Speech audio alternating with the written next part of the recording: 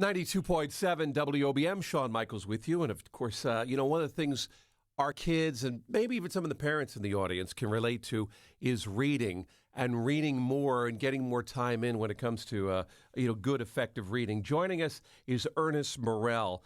Dr. Ernest Morrell is with Columbia University, and he's going to talk to us today about ways to strengthen ourselves and make us better readers. Good morning, Ernest. Thanks for being with us. Thank you so much for having me, Shawn. We talk about reading. We talk about our kids. When we look at it, we see statistics like, reading levels in fourth graders right now. I'm reading some of the literature that you sent us here.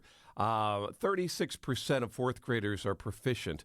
They say that U.S. scores for reading are mediocre at best. I guess that's reason enough for us to say, wait a minute now, we should address the issue, correct? Yes, we should. I mean, there are a couple of issues there. I mean, one of the ways to look at it is the stagnant scores in reading, but I think the larger issue is how much more important it is in this generation and upcoming generations for every child to be a strong reader. The world is changing. The information economy has different demands, and so it's not just, for the people that are bookish or going to be doctors or lawyers. Everyone's going to need to do this.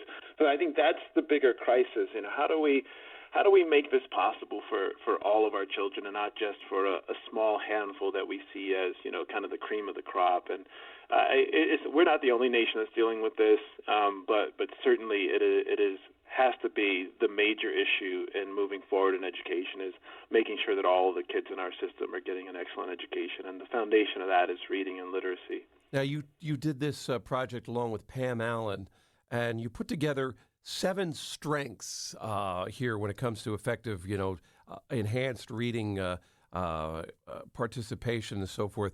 Talk a little bit about those and how those apply. Sure. So the 7 strengths are really moving from seeing kids as deaf as or sit or something wrong with them to actually building on what they do and what they have to offer. They also move along a spectrum of social and emotional learning. And really what social emotional learning says is you kind of have to start with a child believing in herself or himself. And then they're able to develop relationships with those around them, and then they can kind of reach out and be world changers.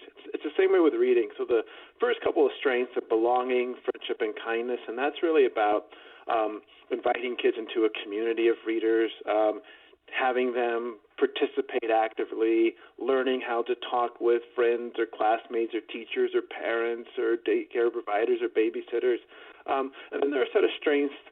So what do we do once we kind of see ourselves as becoming readers? What are really interesting ways to explore ideas? So confidence and curiosity are those kind of middle strengths. And what fun activities might we do with a book that we read? Maybe we're writing our own plays or stories, or maybe there's an issue in our neighborhood or community that, we want something changed, a park built or a recycling program. And the last strengths are really connected to being a world changer, that confidence, courage, and hope. How can I really see myself as someone who's not only a great reader, but also a great speaker, a great writer, a great thinker, a doer, an actor in the world? And when you have kids that see themselves on that trajectory, you don't have to tell them to read. I mean, they're dying to read. They're dying to learn and to really be involved and to be active and to kind of matter in the world. So that's in a nutshell, kind of how the strengths come together and how we connect them to reading and to kids' identities and to reading achievement.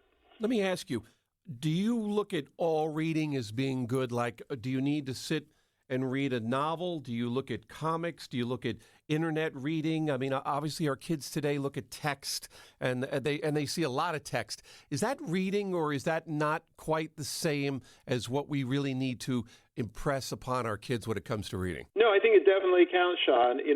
We talk about reading across a variety of genres. If you've got a kid that's interested in comics, you got a kid who wants to read the newspaper, or reading recipes with grandma or grandpa, around the holiday dinner. Certainly, reading email communications from friends and family, and yes, certainly also reading poems and novels and plays and articles, and so it all comes together. I mean, certainly you want there to be a range between the kind of choice that kids have and things that are easier for them to read, and then some of the things that are also a challenge, so that I'd balance it. And certainly we want kids to be, especially at home for parents, kids to be reading things that they choose and that they're excited about. What could parents do who are listening this morning with us, Ernest, that can help their kids to read better? What can a parent do? Thanks for the question, Sean. So a couple of things. One that you might not think about, and that is to read yourself and to model a life of joyful reading. Kids want to be their parents. They want to be like their parents. I have 3 children, and my kids imitate the things that I do, good and not so good. So if we're reading all the time, if we're showing our sons and daughters through our own lives that reading matters to us. Second, read aloud to your child every day. The reading aloud kind of models the reading life. It expands kids' vocabulary. It also builds a really good bond, around reading with a family member. Having books that the kids are very interested in, and whether that's purchasing books, which some of us can do, or it's going to your local library and having your kid once a month check out a half a dozen books or a dozen books that really interest them, and just spreading those books around the house and having those books in the room, and really celebrating those books inside of the house.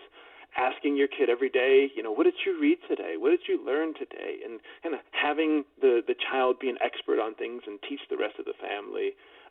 These and many more suggestions we have in the book. But there are many, many things that parents can do. Parents are the first teachers of children, and I argue, they are the most important teachers in children's lives. Excellent. After a long day at school, a lot of our kids, they're burnt, they're spent. How much do we need them to read at home after school? Obviously they're going to have some homework or whatever, but what in a perfect world would we want them to at least spend a half an hour maybe reading something, on their own during the, late afternoon or evening before bed? What would you say to that? I think that you were talking about like from 5 years old up to 14 years old. It's a long spectrum, but a half hour is kind of a good number to be thinking about, and certainly the kinds of things that they're reading at home in that half hour, if we're picking the right kinds of books, and I think about my own children or others that I know, you're going to have to tell them when that half hour is up. It's not that they're going to want to be run away from it, but it should be a totally different kind of activity than something that's seen as evaluative or forced to do. So like you said, that there's many different kinds of genres, and so our job at home is to make that half hour as exciting as possible, to give the kid as much choice as possible, maybe to read alongside them, to make it a family culture, not just something that the 8-year-old has to do while everyone else is watching TV and playing video games. Yeah. So if we all own it together, then I think that it's different. We have to be salespeople. We have to sell our kids on the things that matter to us. Very good, very good. How do folks get more information about your project? This book, of course, it is called Every Child a Super Reader, 7 Strengths to Open a World of Possible. Yeah, Sean, so you can get the book at scholastic.com/super reader. And we want every parent, every teacher, every grandparent, or even if you have a neighbor that you read to take a look at the book and think about how you can inspire that love and joy of reading in the kids that you love. Excellent, excellent. Thanks so much for joining us today. Thanks for having me. Okay, there he is, Dr. Ernest Morrell, and we'll have all the information up on our website at WOBM.com.